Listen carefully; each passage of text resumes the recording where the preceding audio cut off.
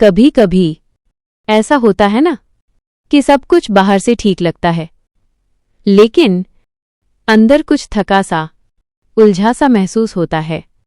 मन बार बार चिड़चिड़ा हो जाता है, छोटी बातें भारी लगने लगती हैं, नींद पूरी होने के बाद भी थकान रहती है और आईने में खुद को देखकर लगता है मैं वही नहीं रही जो पहले थी।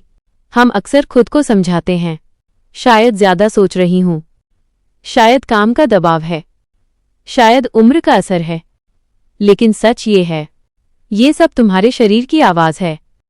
ये कोई जादू नहीं, कोई अचानक आई कमजोरी नहीं, ये तुम्हारे हार्मोन्स का संदेश है। हार्मोन्स वो अदृश्य शक्ति हैं जो तुम्हारे शरीर, मन और भावनाओं को एक ही धागे में बांधकर रखते हैं। तुम्हारा मूड, तुम्हारी एनर्जी, तुम्हारी नींद, तुम्हारी स्किन, तुम्हारे पीरियड्स, सब कुछ उसी लय पर चलता है। और जब ये लय बिगड़ती है तो शरीर अलग अलग तरीकों से संकेत देने लगता है, कभी एकने के रूप में, कभी पीसीओएस के रूप में, कभी पीरियड्स में दर्द, कभी मूड स्विंग्स, और कभी बस वो एहसास कि कुछ ठीक नहीं है, लेकिन समझ नहीं आ रहा क्या। आज हम इन सब को अलग अलग नाम देते हैं, अलग अलग दवाइयां ढूंढते हैं, लेकिन हमारी पुरानी भारतीय महिलाएं इसे एक ही शब्द में समझती थीं, असंतुलन। वे हार्मोन्स शब्द नहीं जानती थीं, लेकिन वे शरीर को जानती थीं। उन्हें पता था कि स्त्री का शरीर सीधा नहीं चलता, वह चक्रों में चलता है, लहरों में चलता है, मौसमों के साथ बदलता है, और अगर हम उस लय को तोड़ दें तो शरीर विरोध करने लगता है। इसीलिए उनके लिए खाना सिर्फ भूख मिटाने का साधन नहीं था, खाना उनके लिए संवाद था, शरीर के साथ किया गया एक समझौता। आयुर्वेद कहता है, आहार ही औषधि है। जब पाचन कमजोर पड़ता है तो शरीर में बोझ जमा होने लगता है, उसे आयुर्वेद में आम कहा गया है।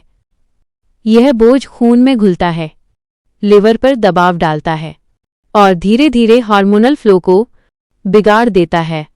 आज मॉडर्न साइंस भी यही मानता है कि गट हेल्थ सीधे एस्ट्रोजन, प्रोजेस्टेरोन और स्ट्रेस हार्मोन को प्रभावित करती है। हमारी दादियां ये रिसर्च नहीं पढ़ती थीं, लेकिन वे ये जीती थीं। उनका दिन सोच समझकर शुरू होता था। सुबह का पानी सिर्फ आदत नहीं था, वह शरीर को ये संदेश था, अब नया दिन शुरू हो रहा है और मैं तुम्हें धीरे जगाऊंगी। मेथी या अलसी उनके लिए सुपरफूड नहीं थी, वो रोज की समझ थी। छोटे छोटे दाने जो शरीर को याद दिलाते थे कि संतुलन वापस आ सकता है। सर्दियों में तिल और गुड़, क्योंकि वे जानती थीं ठंड सिर्फ बाहर नहीं होती, वह भीतर भी जमती है। तिल में मौजूद खनिज हड्डियों को मजबूत करते हैं, मूड को स्थिर करते हैं और शरीर को सहारा देते हैं। घी, आज हम जिससे डरते हैं, लेकिन वे जानती थीं बिना हेल्दी फैट के कोई भी स्त्री स्थिर नहीं रह सकती। घी सिर्फ स्वाद नहीं देता, वह सुरक्षा का एहसास देता है। जब शरीर को लगता है कि उसे पोषण मिलेगा तो वो हार्मोन्स को घबराहट में नहीं बनाता। आंवला उनके लिए सिर्फ खट्टा फल नहीं था, वो खून को ठंडा करता था, मन को शांत करता था और शरीर को तनाव से लड़ने की ताकत देता था। वे कहती थीं, जिसका खून साफ उसका मन साफ। रात में त्रिफला, ताकि शरीर सोते सोते खुद को हल्का कर सके, क्योंकि जब पेट ठीक होता है तो हार्मोन्स खुद रास्ता ढूंढ लेते हैं। वे अलसी को चुपचाप अपने खाने में शामिल करती थीं, बिना किसी शोर के, बिना किसी ट्रेंड के, क्योंकि कुछ चीजें काम चुपचाप करती हैं। दूध, दही और घी, तीनों रूपों में संतुलन।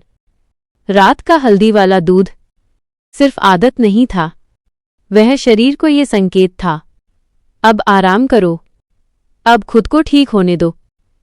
वे जल्दी में नहीं खाती थीं। थाली के सामने कुछ पल रुकती थीं। कृतज्ञता उनका सबसे बड़ा रहस्य था।